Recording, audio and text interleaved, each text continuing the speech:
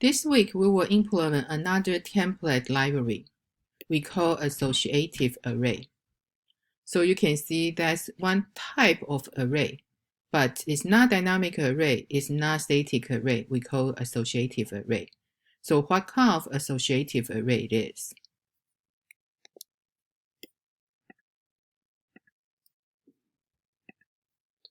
So the first thing when we talk about associative array, we need to review the regular array.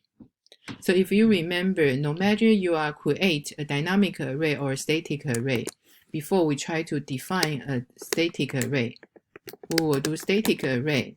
So then we specify the value data type. For example, the value is int. So then we have the size for the array. So if I say my static array is A. So in order to access this static array element, I need to access only by the index. So here, my index was specified with the integer. So then with the integer, I provide the index. The square bracket operator function will return me the value for the element located at 11th index. So this one is regular array. So no matter it's static array or dynamic array, we all access our array element actually by the index. So this index only can be an integer. So this week, the associative array we want to implement is, we think about, is that possible I can access a specific data attribute from an element of the array? We are not using the index. Remember, the index always the int data type, right? So is that possible I can create a phone book array? So just like your cell phone, you want to call a friend, for example, your friend is Joe. So you will say, hi Siri, please call Joe. So how Siri will call Joe? Because Siri will, according to the Joe name, the name you provide to Siri. So Siri will find the phone number. So then we can call Joe. So this kind of array is, we talk about the associative array we want to use for this week. We can, using the element, actually here the index we try to provide to access the index we try to provide to the array to find the element for the array is not always being the integer. They can be any data type. So this data type can be string, can be anything. So then according to the index you provide for the phone book, so then I can return you the value. So this one is our associative array. They can access by the, now we don't call index, actually we call access by a key. So this key actually can be any data type. So that's our associative array. So can we implement that?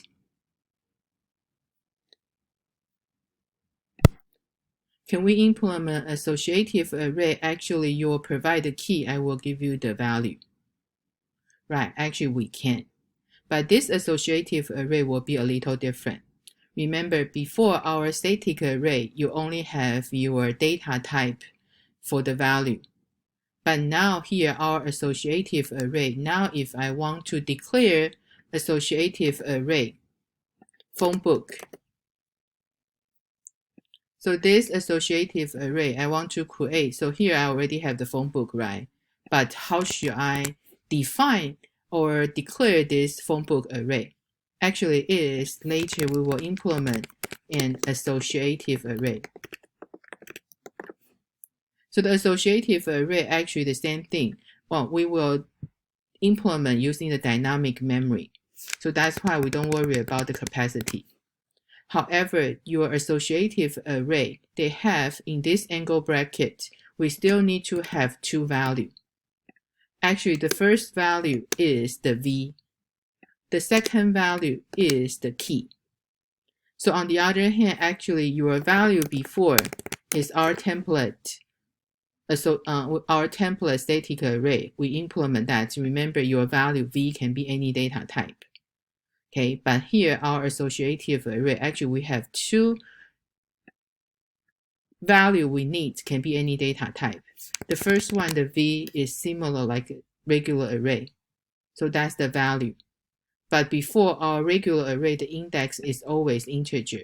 But now we're using the key. So now if I want to define a phone book, associative array phone book, so that's why the first one I need to specify the value for the phone book. So the value of phone book actually is the phone number, right? So Joe phone number is 10 digits. So the 10 digits, we can consider they are a long int.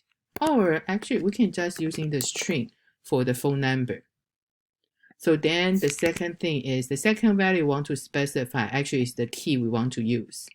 So in this example for phone book, actually that's the name for the, is the name. So name is always is a string. So that's why here we can define an associative array. The key is a string. The value is a string. So then call phone book.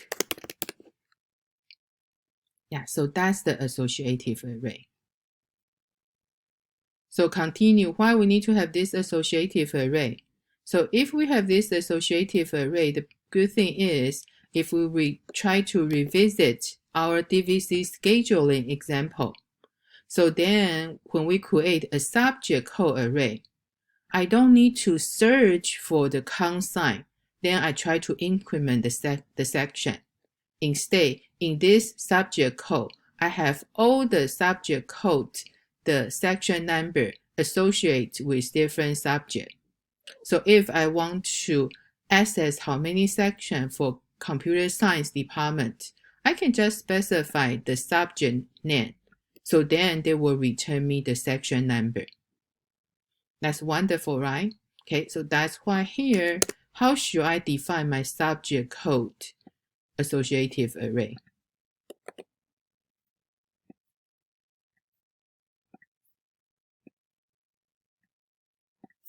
If I try to create associative array called subject code, right?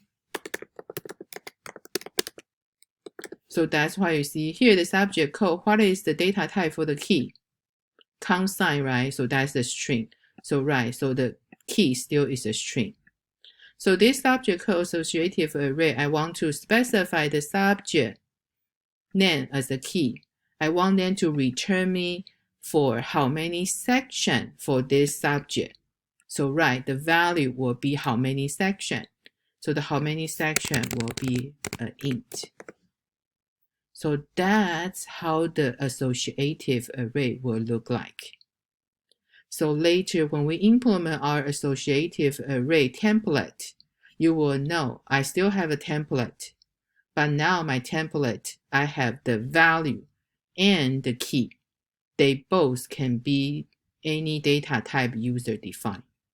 So when I want to access the value for each element, I can specify different data type key. So then they will return me the value. So this week you will do is, right, we will redefine the index for the array.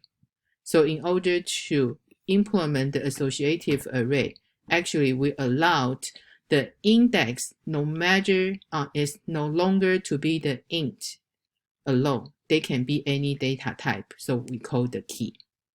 So the same thing, you have two different ways to implement this associative array template. We can use array. Of course, it's dynamic array. We can use the linked list. So then we can have the key to access the value. So in the next two videos, I will show you how to implement using the array and how to implement using the linked list. So in your lab exercise 10, you can choose either one to implement your associative array. So after you've done the associative array template, your homework assignment this week, we will revisit our DVC schedule to see if we can do anything different to do our DVC scheduling using the associative array.